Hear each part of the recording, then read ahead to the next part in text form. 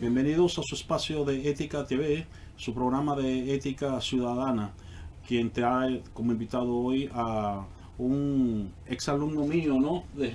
Correcto, Eduardo correcto. Acevedo, quien ahora es secretario de formación del Partido Acción Democrática, pero que, como dije, me vincula a él el hecho de que, bueno, fui su profesor en el Instituto Bonó y también estuve como jurado de su tesis, ¿no? Que fue sobre Kant y la Y de educación. educación, Y correcto, precisamente correcto. por eso yo quise traerle hoy a este espacio, porque entiendo que esa tesis que trabajó en el Instituto Bonó, pues tiene muchas aristas éticas que nos pueden a nosotros, digamos, servir, ¿no? Como insumo para la reflexión ciudadana. Así que bienvenido, Eduardo.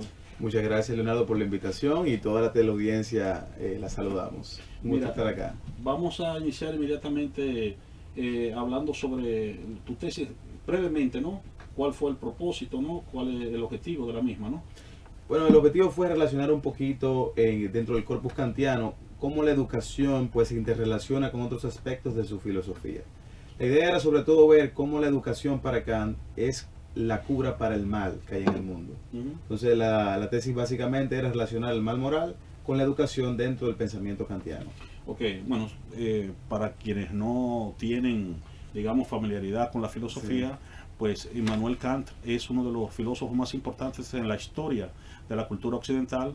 Su pensamiento está íntimamente vinculado al de la Ilustración, ¿no? Al iluminismo, que es, digamos, la tradición que inicia todo lo que tiene que ver con el pensamiento moderno, ¿no? Con gran parte de lo que se entiende como modernidad.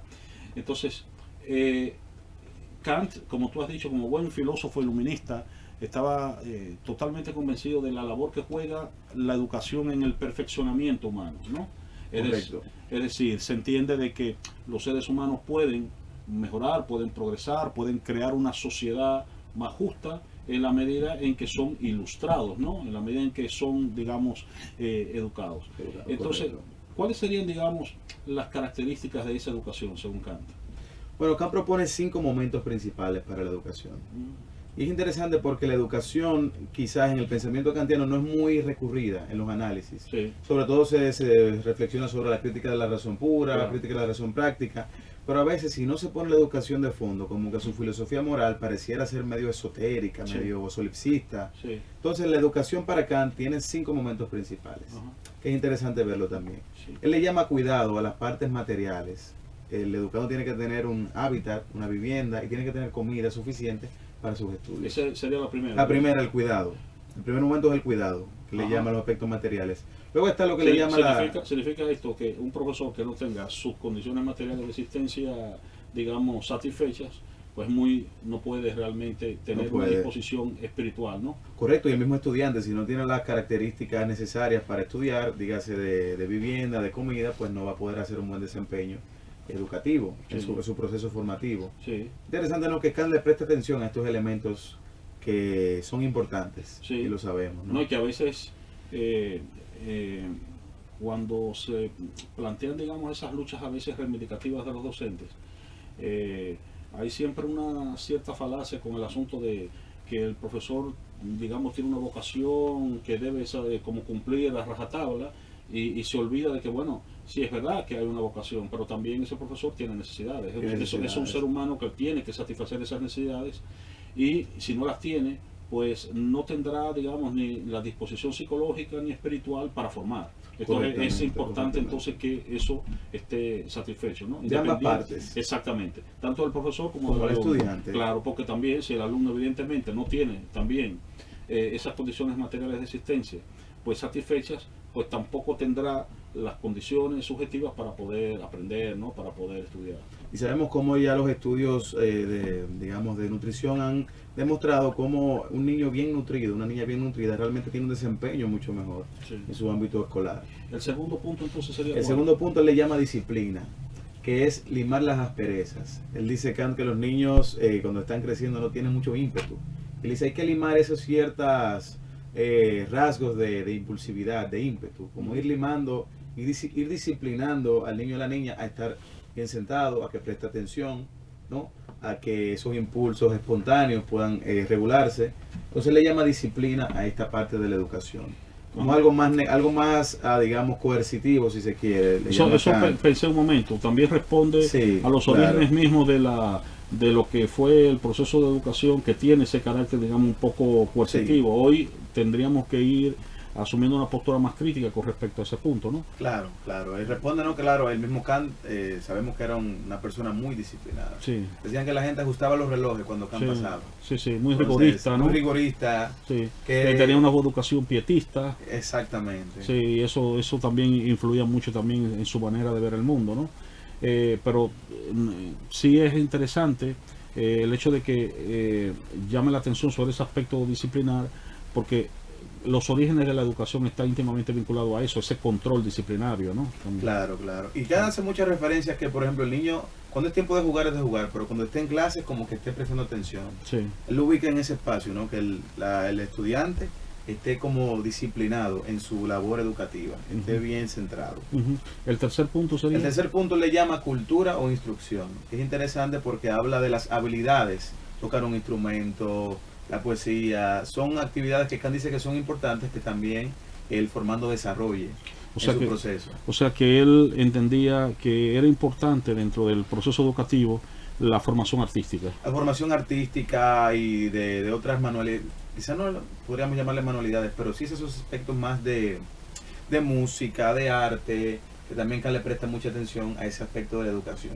Interesante, porque uno pensaría que Kant es un filósofo muy intelectualista. Correctamente. Que lo no, interesante de su sí, que tal vez sería más un filósofo que se preocuparía más por la lógica, pero fíjate, es interesante que subraya ese aspecto que hoy en gran parte nosotros reivindicamos, ¿no?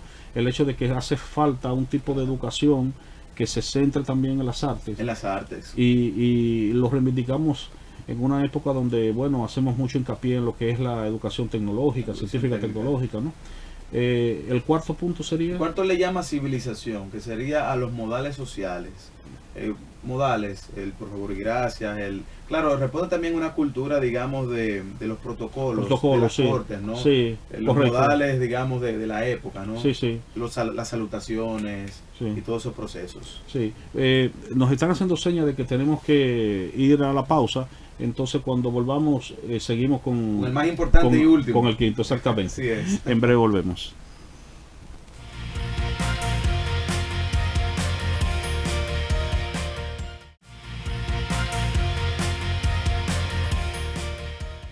Continuamos en su espacio de Ética TV, su programa de Ética Ciudadana, donde estamos conversando con Eduardo Acevedo sobre la filosofía educativa de Immanuel Kant y sus consecuencias éticas. Eduardo, en el segmento anterior estábamos hablando sobre los momentos de, digamos, la propuesta educativa de Kant, y habías hablado de 4 momentos, quedaba un quinto, ¿no? Hablamos del cuidado, de la disciplina, de la cultura, la civilización, y el último momento para Kant, el más importante y el más descuidado, es la moralización, propiamente, ¿no? ¿Y qué quiere decir eso? Bueno, Kant critica mucho varios aspectos. Él dice, escribiendo en su época, claro, estamos en la época de la civilización, de la cultura, pero nos falta moralización. Y criticaba que esta parte educativa se le dejara sobre todo al predicador. Entonces, Kant dice que este momento educativo debe ser incluido justamente en los programas educativos que se estaban desarrollando en la época. Para Kant, la moralización, y aquí hay una vinculación con su filosofía moral, dice Kant que debe ser una formación en el deber.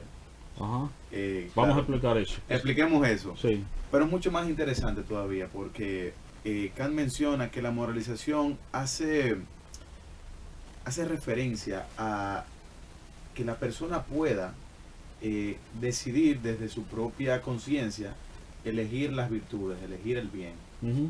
Claro que esto, como ya hemos visto, lleva un proceso educativo al cual debe llegar el formando. Pero para Kant, y esto es interesantísimo, lo encontré durante la tesis leyendo, dice Kant que el deber es un concepto muy abstracto y difícil de explicar. Y por eso Kant da una importancia primordial al ejemplo. Kant dice que el deber debe ser explicado con ejemplos.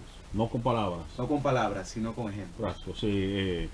De nada le sirve al padre decirle al hijo no mienta, no diga mentiras, si el hijo ve que el papá está mintiendo, que ¿verdad? Como el cuento ese, ¿verdad? Que el papá le dice aquí no diga mentiras, pero luego dice, dile que yo no estoy aquí. Entonces, Exactamente. ¿verdad? Exactamente. ¿no? Sí. De hecho, en los años ya en el siglo pasado, los psicólogos del aprendizaje como Albert Bandura descubrieron justamente este mecanismo. No importa que se le diga a un niño o una niña lo que hacer, si en la práctica está viendo y presenciando otro tipo Ajá. de conducta y de exhortación. Ok, yo quiero recapitular sobre un aspecto de ese último momento. La preocupación de Kant de que la educación moral no estuviese, digamos, subordinada a lo que sería la religión en este caso, ¿no? Porque eran básicamente, tú estabas hablando de los predicadores, ¿no? Correcto. Kant, precisamente como uno de los fundamentadores de la Ilustración, va a establecer esa desvinculación entre ética y religión. Es decir, la ética no se deriva de la religión, lo que significa que los seres humanos tenemos una conciencia moral, tenemos una razón y podemos comprender lo que está bien independientemente de que tengamos una religión o no. O sea, no necesitamos ser partícipes de una religión, digo, tradicional, ¿verdad? Que transmite unos preceptos para ser ciudadanos morales. Es un postulado muy importante en la modernidad. Nosotros a veces creemos, de hecho en nuestra sociedad a veces pensamos, de que cuando hablamos de educar a la ciudadanía, educar a la niñez, significa que hay que educarlas en religión y que entonces tienen que leer la Biblia en las escuelas para que sean mejores ciudadanos. Y no, la ética no se deriva de ninguna religión en particular. Los seres humanos pueden ser educados racionalmente en el discernimiento del bien y del mal, ¿no? Así es. Las religiones aportan y hacen su granito de arena a las aportaciones éticas, a las reflexiones morales, pero ciertamente se puede tener una educación que, si se quiere, laica en las virtudes, ¿no? Sí. Sabemos que es un mundo tan plural donde hay tantas religiones y se respeta cada vez más, o por lo menos se aboga que se respete más las creencias personales. Deberíamos apuntar hacia una formación ética, quizás desvinculada ciertamente de la religión, y más una moral cívica, ¿no? Ajá. Ciudadana. Una ética ciudadana. Una ética ciudadana, como propone Adela Cortina y demás autoras de este momento, de esta época. Ok, vamos a ver, viendo ya este marco que tú has dado, ¿no? De esos 5 momentos de la educación, ¿cuál sería la finalidad última de esa educación para Kant?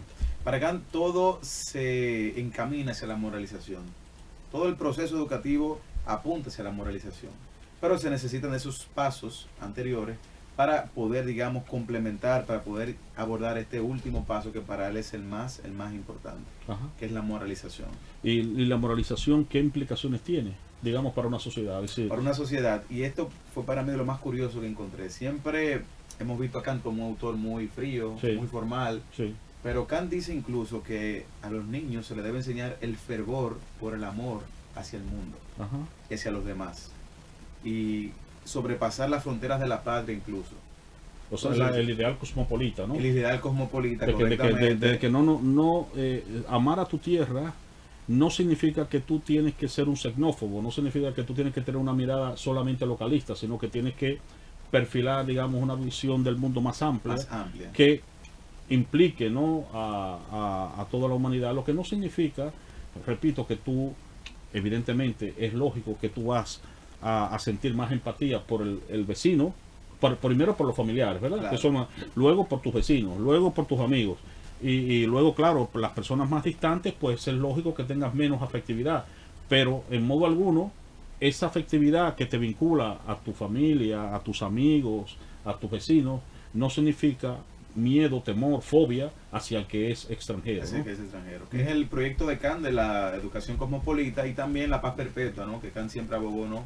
Por esa paz entre los países y Sí. siempre en sus escritos estaba presente esta idea de la paz perpetua, ¿no? Ajá. ¿Qué pasa justamente, como él dice? Dice ahí una palabra alemana, ¿no? Que en español la traducen como deben como tener fervor, incluso.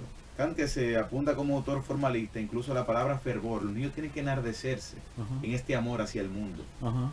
Entonces, es una parte sumamente interesante que a veces se pierde de vista si no se lee la pedagogía de Kant. Sí. Y se queda como un autor muy formal, muy frío, muy deontológico, del deber. Ajá. Pero realmente en su pedagogía hay cosas muy bonitas que apuntan hacia la empatía y este sentido cosmopolita Ok. de la ciudadanía. Retomemos la idea de la paz perpetua. ¿En qué consiste esa idea, no?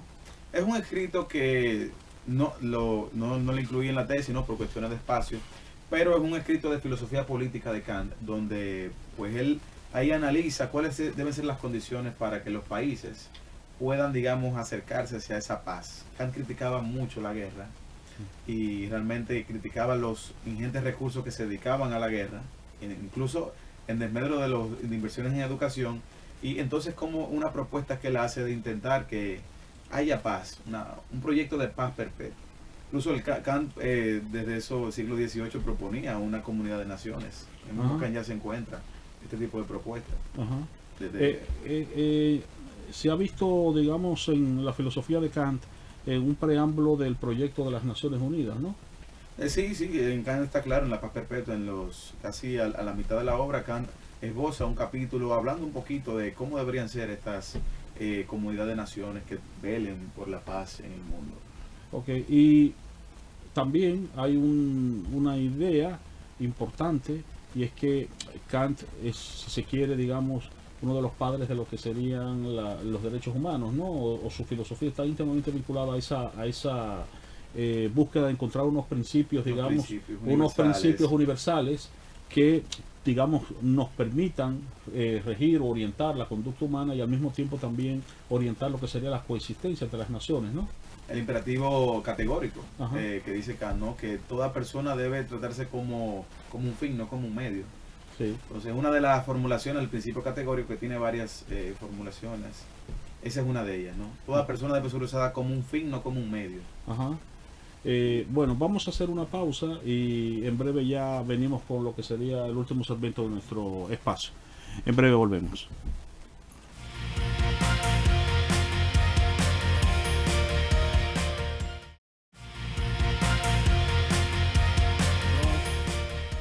Continuamos en su espacio de Ética TV abordando el tópico de la filosofía educativa de Kant y sus implicaciones morales con Eduardo Acevedo, secretario de Formación de Opción Democrática y licenciado en Filosofía.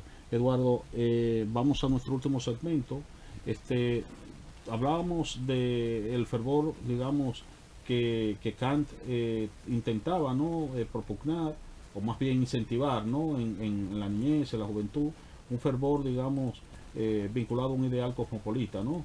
Lo que siempre ha sido un ideal de la humanidad, evidentemente, básicamente un ideal, porque la humanidad siempre, en todos los tiempos, ha estado permeada por la guerra, ¿no? Ahora mismo estamos volviendo a ser, digamos, testigos de otro episodio terrible en esa guerra Israel-Palestina, pero no solamente es ese conflicto, ¿no? Tenemos en escala de diferentes focos del planeta, tenemos diferentes tipos de conflictos, y parece ser que ese ideal, digamos, de paz y de humanidad en todo su integridad, pues parece más un sueño, ¿no? que una realidad alcanzable. Hablemos un poco de esto, ¿no? Justamente hay casos lamentables que hay que referenciar, ¿no? Tenemos muy cerca, ¿no? el genocidio en Ruanda. Ni hablar, claro, obviamente del holocausto judío, el holocausto en Ucrania.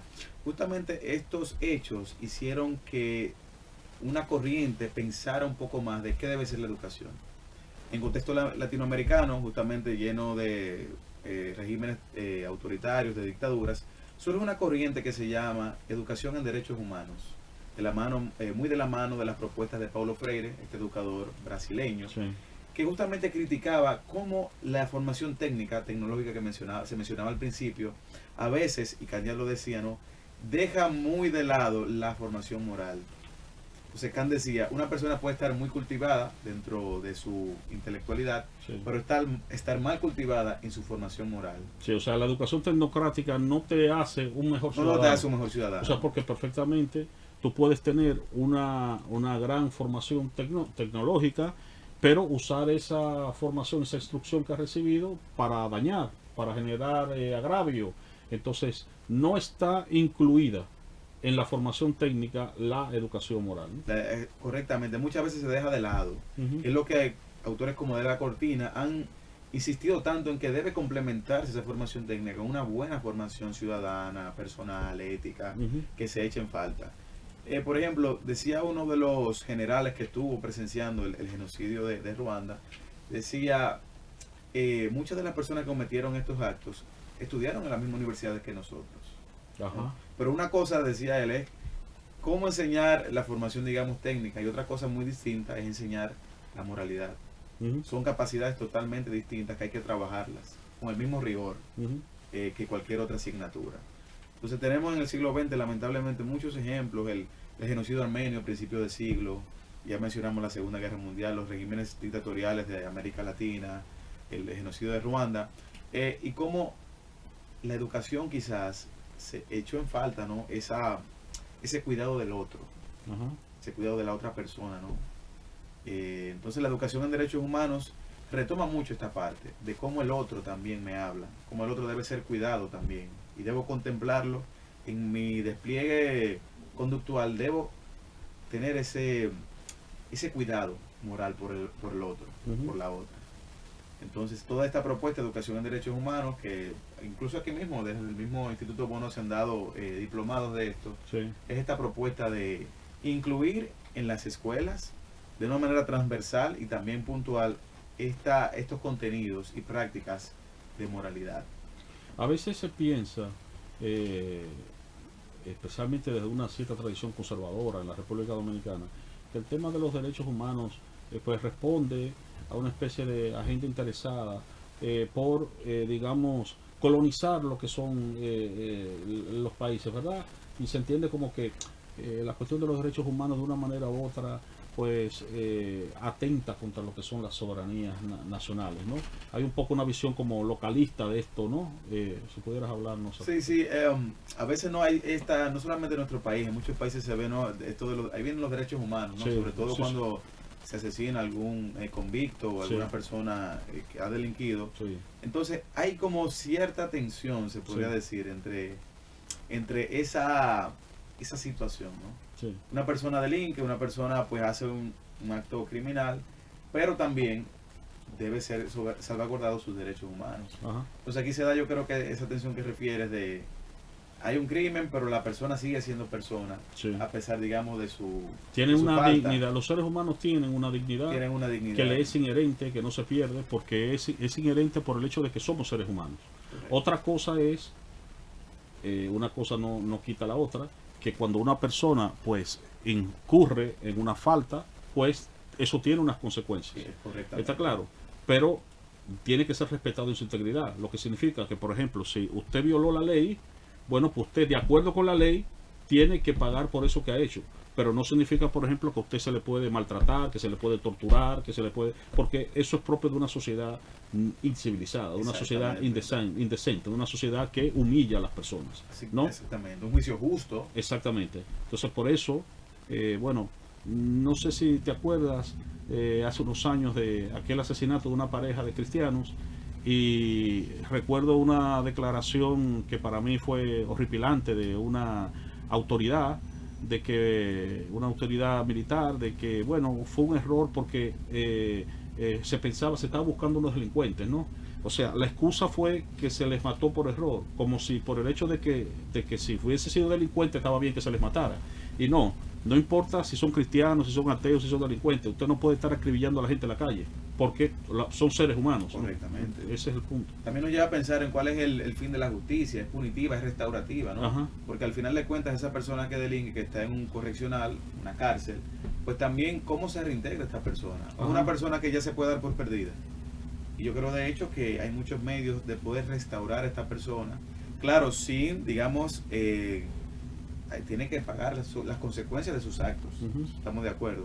Pero también como a esta persona se le ayuda un poquito a restablecerse como persona, digamos, a arrepentirse, a enmendarse también, a reformarse. Sí. La idea de una educación en derechos humanos es importante porque si no, pues podemos incurrir en lo que es el relativismo cultural, ¿no? De que, bueno, cada cultura tiene sus propios valores y, bueno, basta entonces con que una cultura practique una determinada tipo de acción para justificarla, ¿no? Así mismo. Entonces, bajo esa lógica, podríamos perfectamente justificar la ablación o la extirpación del clítoris de las niñas simplemente porque eso es propio de esa cultura. De esa cultura. No, entonces tenemos que ir más allá, digamos, de esos horizontes locales propios de nuestras tradiciones familiares y sociales, para encontrar ciertos referentes, digamos, universales que nos permitan, digamos, coexistir y convivir entre naciones. Como ¿no? comunidad humana. Exactamente, ¿no? Claro, es que yo creo que ahí el trabajo que han hecho Victoria Camps de la Cortina, sobre todo en español,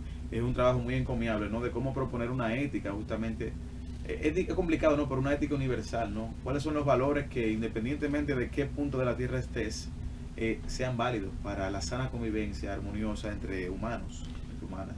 Y en ese sentido, el precedente de Kant, que inició nuestro programa, pues sigue sirviendo, digamos, como un legado importante, ¿no? Para la historia del pensamiento occidental y para la historia de nuestras prácticas. Totalmente, el sentido cosmopolita, ¿no? Sí. De que Kant proponía, yo creo que es muy rescatable, sobre todo en estos momentos de tanta guerra, ¿no? Justamente se mencionaba, ¿no? Rusia, Ucrania, Israel, Hamas. Entonces, muy bien. Pues Eduardo, gracias por haberme acompañado hoy en este programa. Un placer. Y a ustedes también gracias, y les invitamos a nuestro próximo de Ética TV.